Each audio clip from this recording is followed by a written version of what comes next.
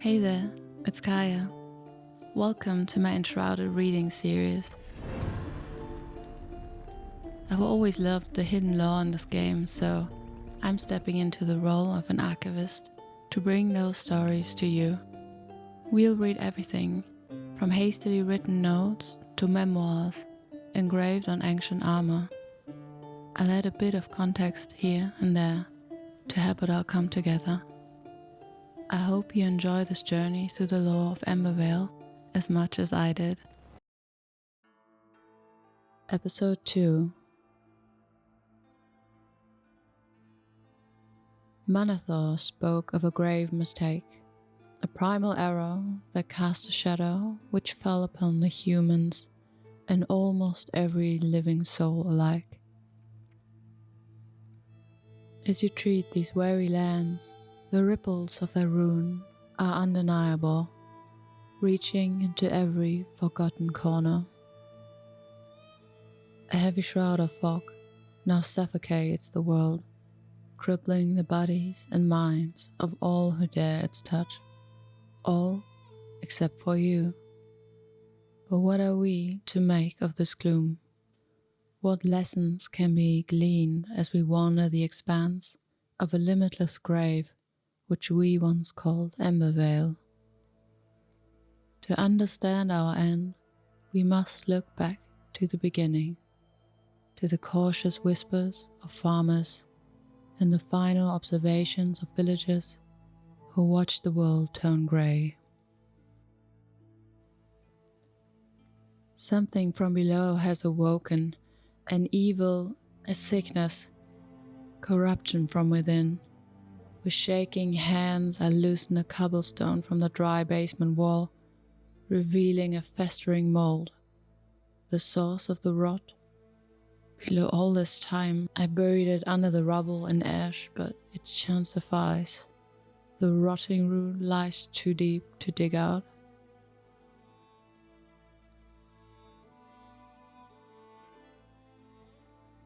These barren lands are now wrecked by creeping sprouts.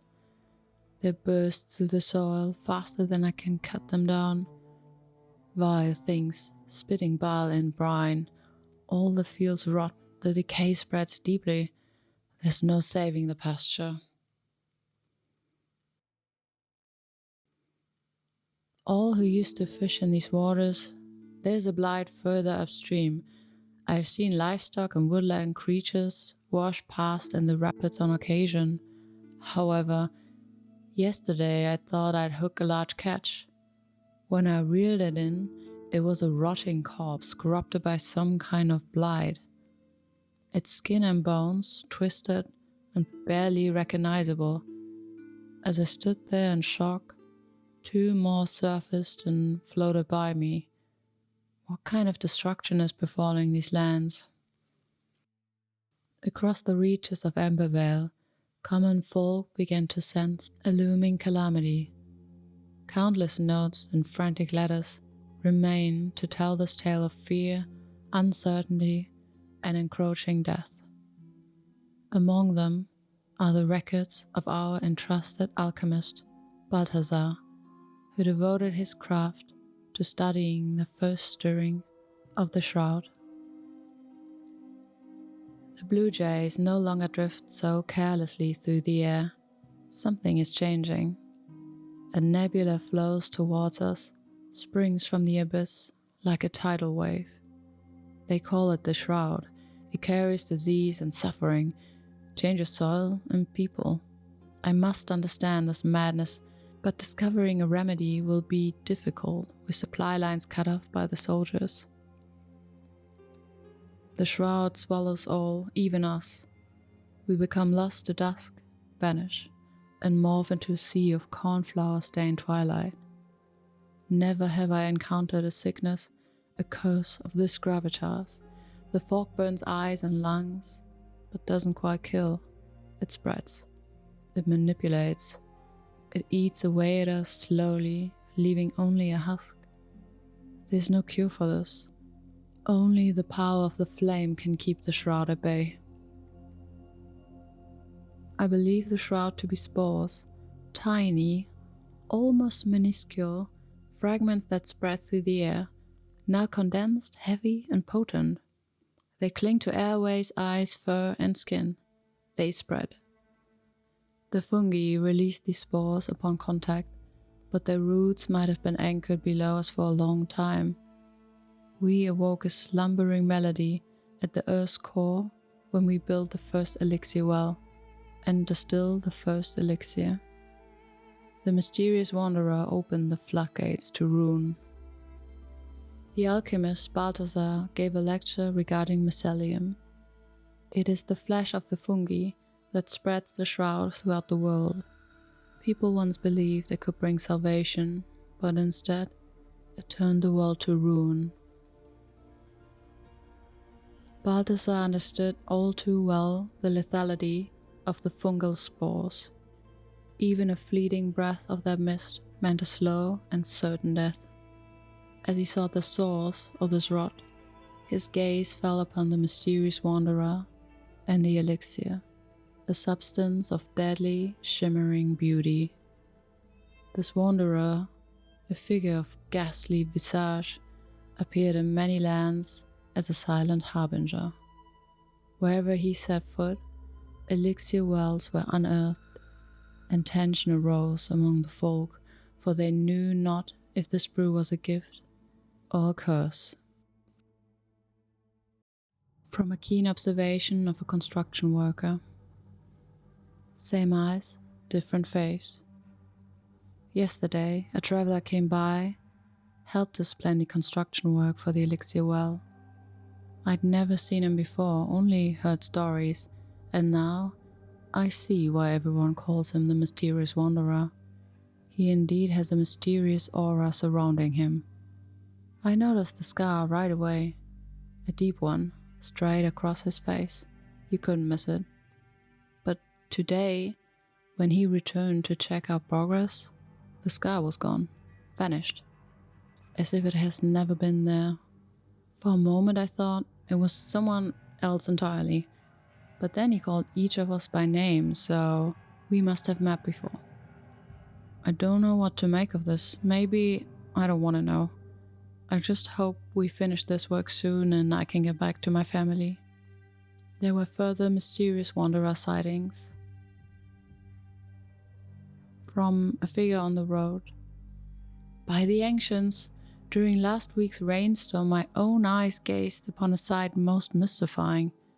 A hooded figure on the road, to glance what end, with the look of a spectre. Did they float above the ground, or has my memory betrayed me? The strangest of visitors. My son Jasper claims he was visited by a figure in the dark of night. At first, I took this for a child's dream, but then, not a fortnight later, I myself suffered a similar manifestation. It felt so real, a cloaked figure hovering and infesting my mind with one word: dig. A message or a nightmare. A solitary being came to the tavern as I was closing up. They requested to sit and share a drink with me and said about the telling of an untapped resource beneath the ground. If we dig deep enough, this hooded stranger informed me, we shall unlock a new potential for all men. I'm intrigued.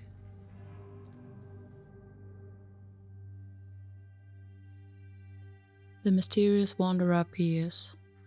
I must protect the weapon. When I first laid eyes on the reward the mysterious Wanderer promised me, I was insulted. However, I quickly realized this is the way of the spectre, this ghost who distorts reality as if I'm entering a dream. I hid the corrupted stuff atop the wooden structure to overlook the elixir distillery. Only I deserve it. The visions of the floating figure still haunts me. I feel I might be dreaming still.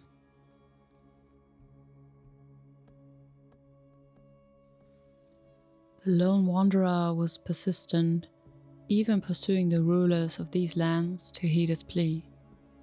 By swaying Lord Borgoth, perhaps his most formidable ally, The first stone of the elixir wars was cast, marking the true beginning of the end. But we shall return to the clash of steel later, for there exists something far more menacing than the looming threat of war.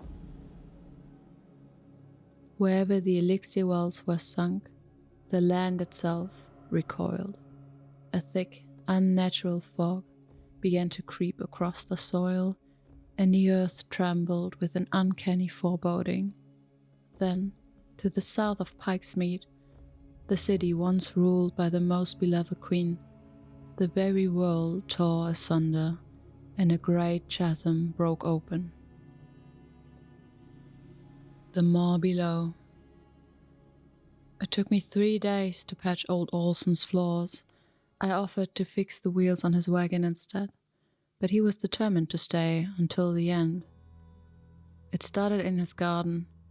The ground softened, shifted, and was finally swallowed alongside the dying weeds by a small rift. When morning light hit, his backyard had been replaced by a gaping maw. I rushed to build fences and reinforce structures, but when the sun lay to rest, even they sank below. The hole had grown bigger. I should have sent him away then, broken wagon or not. This morning, Olsen's cottage was gone without a trace, devoured by the darkness. First I hoped he escaped, since I heard no crying or screaming, but as it turns out, the maw swallows even sound. I'm putting down the hammer and packing my bags. I won't wait to be swallowed like Olsen and the weeds. Ever since we started building this elixir well, the ground has been prone to shaking violently. The snow is grey. Echoes whisper words that were never spoken out loud. We can hear something inside the mountain. I think we're corrupting something that we don't even understand yet. Whatever it is, I don't want to be around when it wakes. I just hope the outposts finish their ballistae.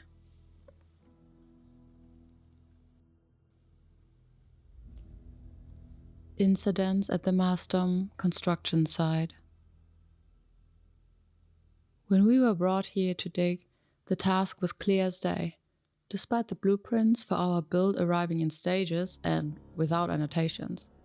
I've never worked in construction as a surveyor without knowing the architect until now. I did not inquire into their identity, since many architects prefer solitude. And some don't even want their name attached to something distasteful, say, a dungeon for prisoner of war. Even dungeons have sick bays, though. Whatever we are building does not. But we are assigned many nurses instructed to archive any unusual incidents and symptoms. I've since learned why. More workers are falling victims to strange accidents, so we've transformed the storage unit below into a temporary infirmary. I can't keep quiet about a lot of things. I know my place, but when breaching an enshrouded cavern and being told to continue onwards, it's impossible to keep the workers from asking questions. What are we building? What are we reaching towards? I cannot answer, but whatever it is, it captures and imprisons the minds of my workers, worse than any dungeon could. A doctor documented the workers' strange behavior. A patient, a construction worker, reportedly experienced a sudden, sharp ache while descending the stairs to the lower level of the dig site. Fell 2 flights of stairs, sustaining a broken rib and multiple other injuries. Other workers testified they saw the patient forcefully shut his eyes moments before the accident, as if to avoid a burning bright light. The patient refused to open his eyes until about 48 hours after the fall. He was relieved when realizing he had not lost his vision. Another patient seemed to linger in a constant catatonic state with apparent hallucinations and schizophrenic behavior. He did not respond to questions, spent 2 hours tracing the shape of a spiral on the wall facing away from me. Unusually widened eyes, unblinking, tinged unnaturally bright blue. Have I seen this color before? I'm so overworked I can't tell anymore. We'll ask a nurse later about the symptoms, maybe they know. When I left the room for a brief moment, the patient disappeared, although I thought I locked the door to the makeshift sick ward. In this current state, patient Walker cannot care for himself. Another construction worker seemed choleric. He claims he was enamored by an illusionary glow when hauling bricks. The brightness overtook him and made him lose control over his bodily functions. He dropped bricks over the railing, critically injuring 2 foremen. Flint was unresponsive at first due to the uncontrollable convulsion. He received a cut in rations days prior, and no muscle spasm were observed while the patient was in our care. The only thing of note was a rhythmic twitching on the left eye, uncharacteristically bright blue. Could he be faking? I'm inclined to refer the case to the authorities. The patient exclaimed that the brightness returned during a checkup and convulsed multiple times after. Duration of the seizure was 1 minute, 1 minute again, then 2, 3 minutes, 5 minutes, 8 minutes, and lastly about 13 minutes. An effect of the shroud, you ask? I have reason to believe the horrors lurking within that chasm far exceed the reach of suffocating spores. One worker ventured deep into that abyss, far deeper than any soul was meant to go, and lived to tell the tale. Though, from the state of him, he likely did not live much longer. His notes were twisted things, written with a frantic, trembling hand and framed by spiraling symbols no sane mind could decipher. They were found, scattered, like breadcrumbs along the path down into the dark. The spiral. Curiosity is the spiral's start. It's an alluring tunnel, a cave, a mouth wide open. It's a warm and enveloping darkness that promises a sacred inner light. Mankind is but children, young to the earth, fresh-faced and naive, eager to explore. We are moths to a blue flame, drawn to go in.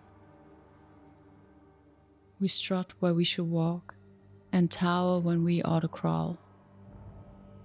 Whoever allowed us to breach the darkness, to travel in and downwards evermore.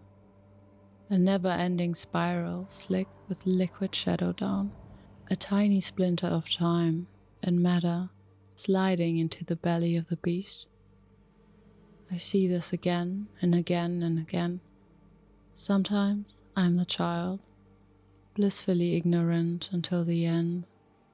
Other times, I am the darkness, greedy and waiting, observing the still waters from below, the silent predator, crowded with invisible bodies at the bottom of a sunless sea, calm and so far away, again and again and again.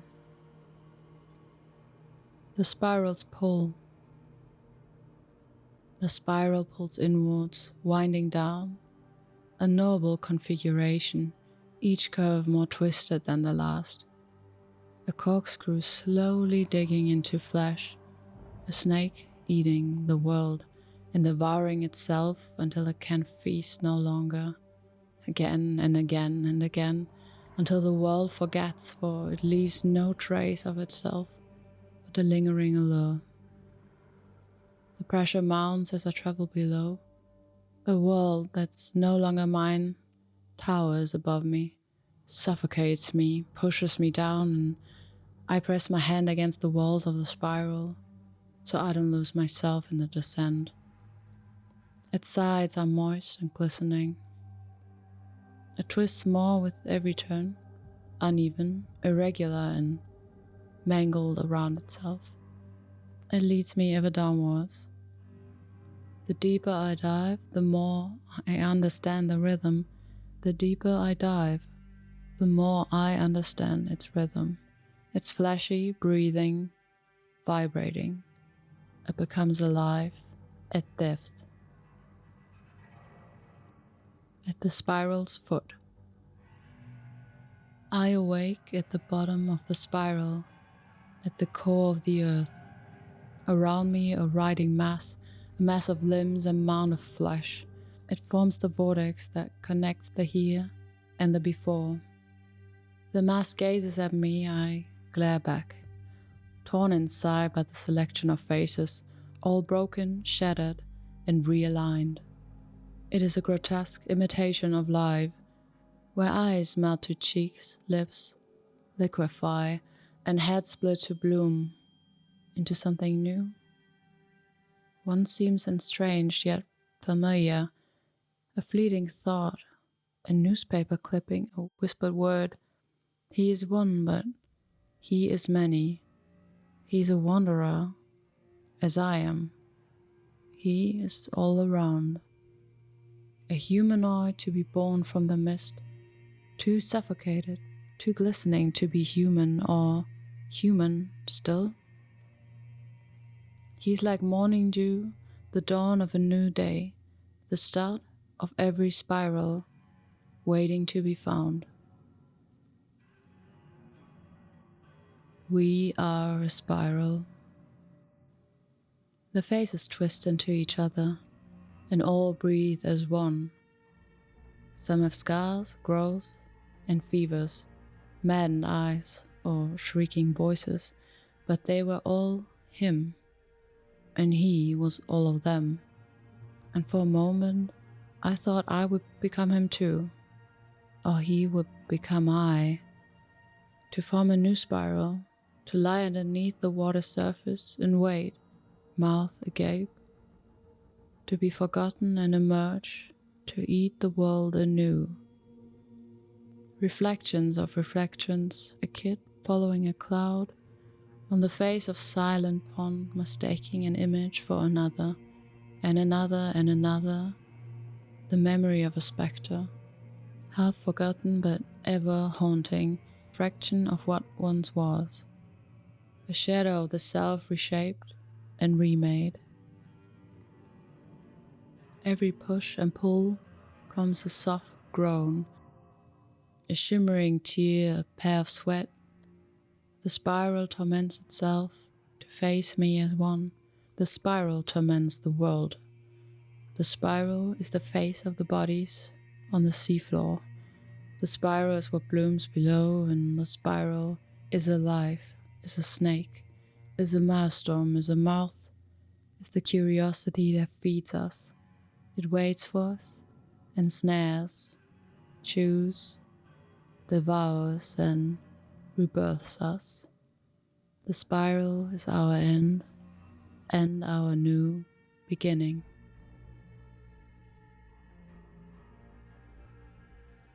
Heed me, flameborn, as I repeat the warning that Manathor left behind for us. The shroud is more than a fog. It is part of an entity, a being that dwelled on the deepest reaches of the world before it was unearthed. It feels empty, longing, and ever hungry for more souls, more limbs, and more life essence, pulling them down into a relentless spiral. It is the void which forever consumes, the tendrils of pandemonium, reaching for anything and everything. And within its festering hunger and pulsating veins, which glow blue as deep as the elixir itself, I see the eyes of the Wanderer.